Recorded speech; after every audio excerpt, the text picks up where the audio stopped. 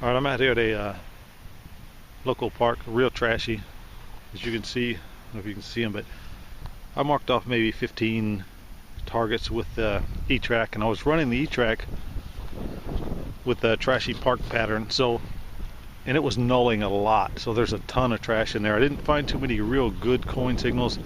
A lot of stuff maybe in the zinc range, or a little bit lower than zinc. I'm trying to get out of the wind. And anyway, so I'm going to go back over it with the MX5 and the 10-inch D2 coil, and we'll see what we can do. Like I said, a lot of the targets weren't even what I'd call real good targets. I'm going to run the MX5, just everything but iron notched out. I'll even give it an advantage because I ran the E-track with the trashy park pattern. So let's see what we get. All right, I'm running it with sensitivity.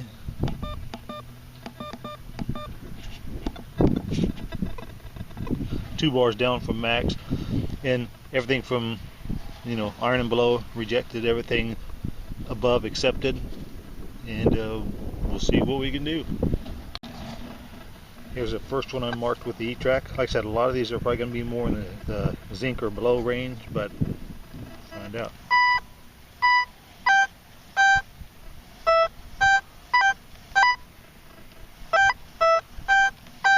Okay, this one's hitting in the zinc range.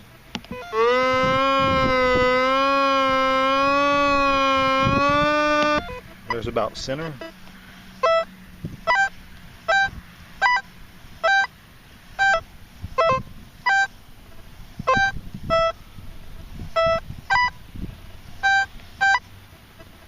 So I was trying to stay in the 60s maybe.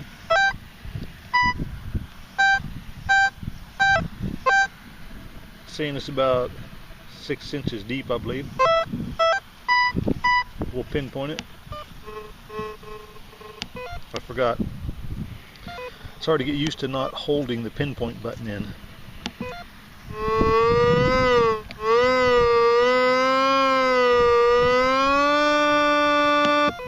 Alright, it says it's 4 inches. We'll dig it out. I think I almost lost my pinpoint area. Let's see. I'll just cut a little bit bigger plug. Said it was 4 inches. It was trying to stay pretty much in the 60s.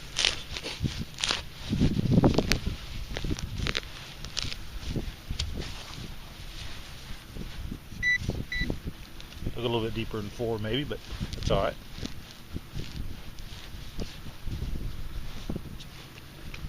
One thing I noticed, it doesn't like this Garrett probe. It causes a lot of interference with it.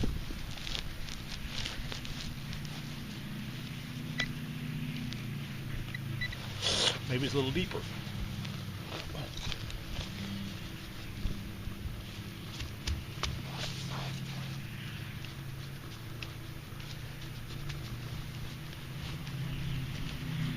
Huh, really?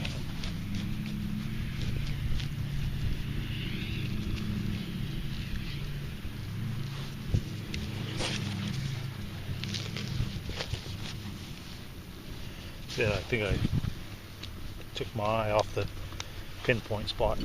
Might have to re-pinpoint it. I think I missed the pinpoint a little bit. So I took my eyes off the spot.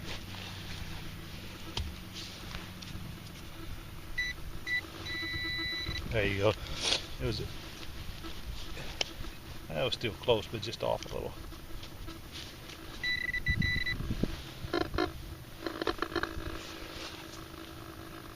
First one, turn the pinpointer off. A master key. It was probably, once I got lined back up on the right spot, it's probably 5 inches. So key was in the 60s. Next one is coming in at an 80. Loud and clear.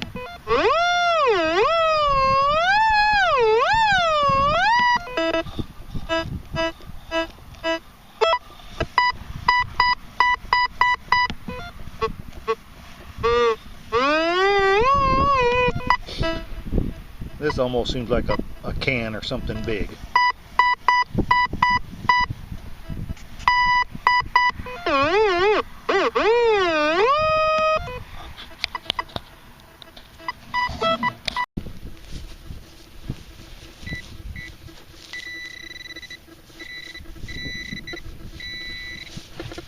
pretty much on the surface.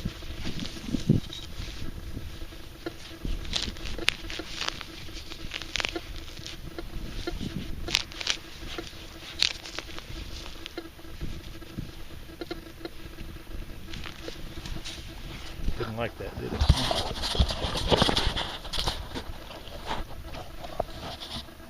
The base ain't very big on this thing.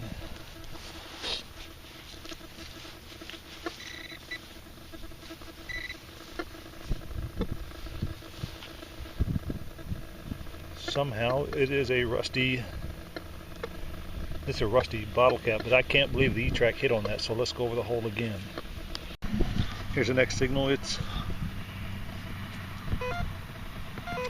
in the 60s also. 65, 67. Let me pinpoint it to get it right over the center.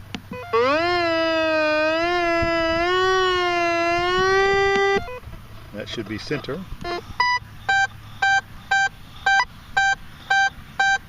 It's staying pretty steady, 65, 67. This shouldn't be too deep.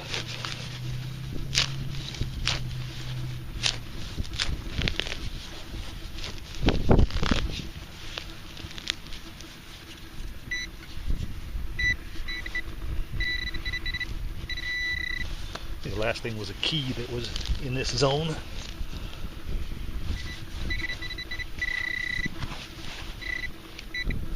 Okay. You can hear that interference. A zinc penny in the 67, 65, 67 range. I turned the threshold down so you didn't have to hear all that noise. Here's the next one.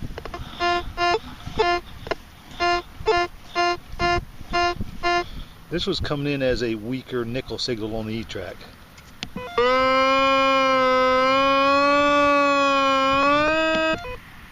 And I would have dug it on the E-track as a nickel signal.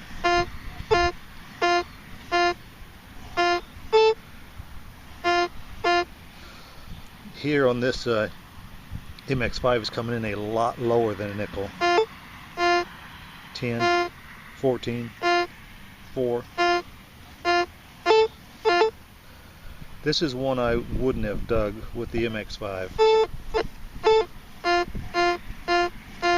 No doubt, it's pretty much in the foil range.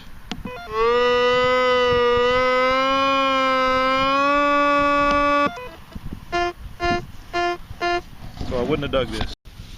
Didn't appear to be real deep.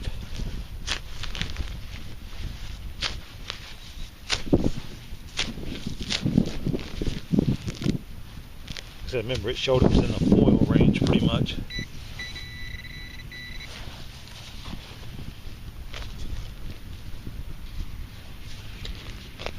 It's pretty deep, 6 inches probably.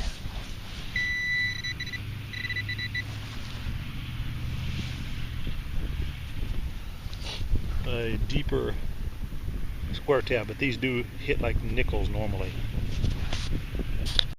Here's another one that I marked as a nickel range with the E-track.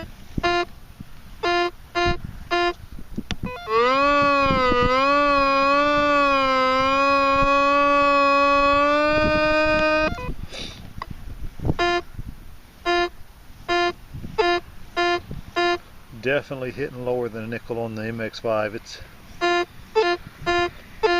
If a nickel hits at about 20, this thing is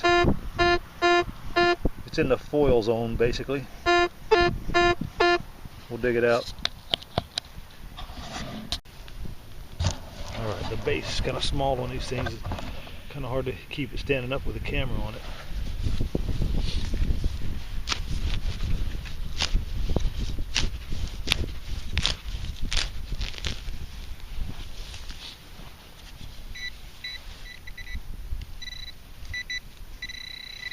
Not too bad, it's maybe 4.5 inches deep if I can hit it here.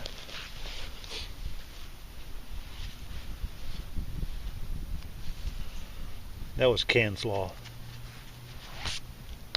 Here's the next one. I don't know why this is hitting like this. Nothing I marked with the E-track Should have been down this low.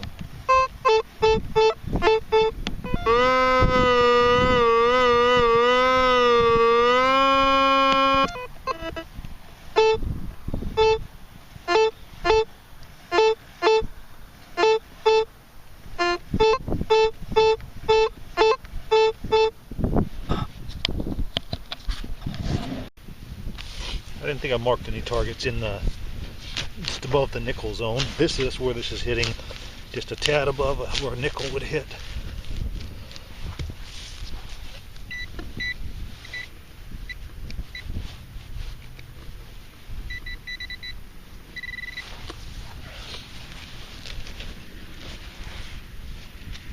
Oops.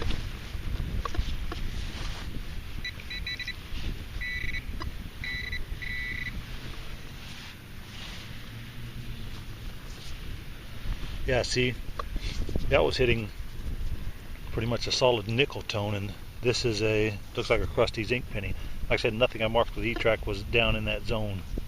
Unless there's another target there, I'll go back over the hole. Here's another one hitting just a little above nickel.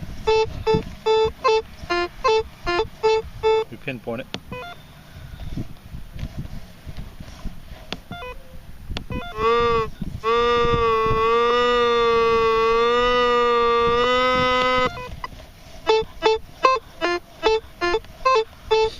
I don't remember this one if it was a nickel signal or not, to tell you the truth. But it is hitting more in the nickel zone.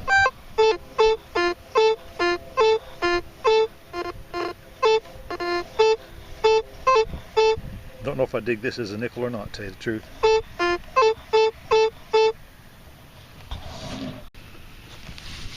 Alright, see what we got here.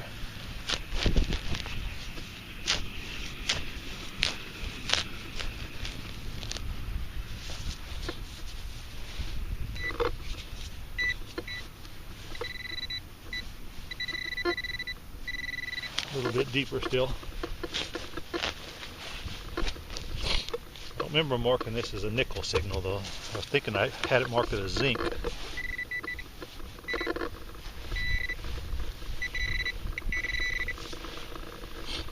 There's a ring tab.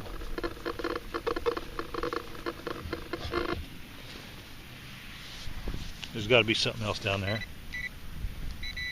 I don't think that's going to ring up as a on the E-track. That wouldn't have rang up as a coin. Maybe I did mark as a nickel though. That's possible.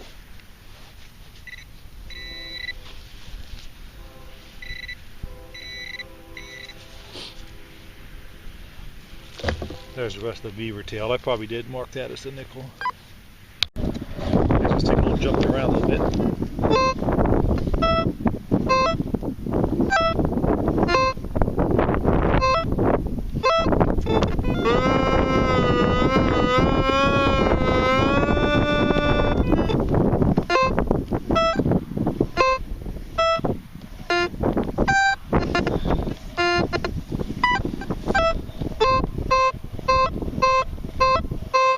Don't appear to be real deep.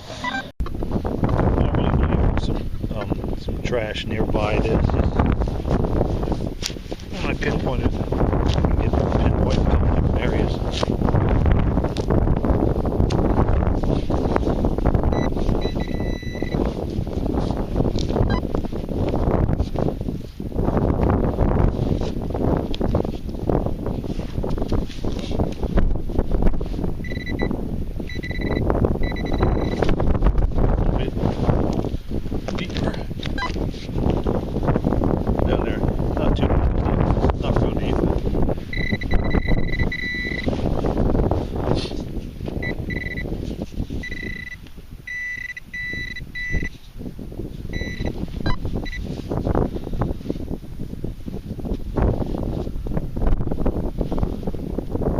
Like a rusty screw or something.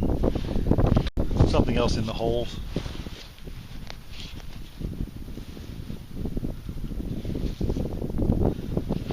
Some old weird looking Let's check it one more time.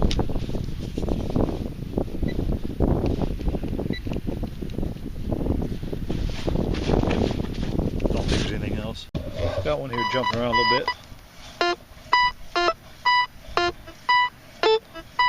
Jumping to the 70s, the 30s. It almost acts like a mixed target, like maybe, I'm not say iron, but two different type targets.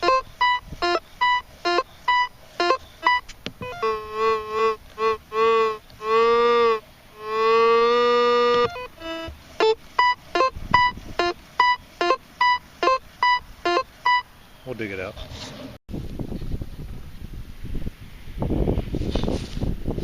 This is kind of that mixed jumpy signal here. See what we got. When it was hitting, it was trying to hit in the, you know, dime range or copper penny range, something in that area.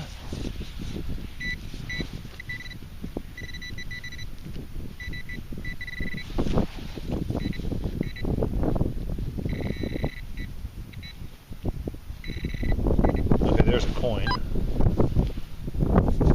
It is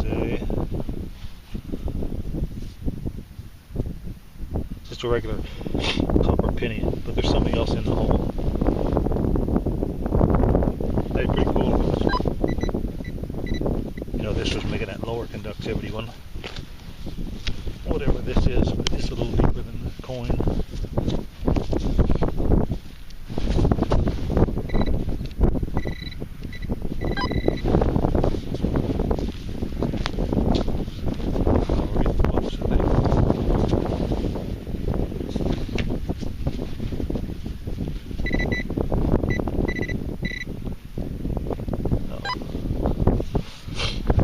Pretty good. There's an old nail, so it's kind of jumping between